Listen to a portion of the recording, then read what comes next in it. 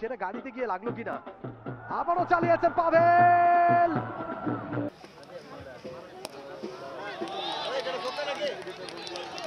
Of course আমরা কিছুটা nervous ছিলাম, বাট পরে যখন মেজাবিন আপু অ্যান্ড মালিহা ব্যাটিং করা স্টার্ট করলো তখন আমাদের আসলে মনে হয়েছে যে না, জয় আসবেই। সো আমরা জয় পেয়েছি আলহামদুলিল্লাহ। খেলার সময় খুব বাজেভাবে ইনজিওর্ড হয়েছি, আমি পড়ে গেছিলাম, ব্যথা পেয়েছি।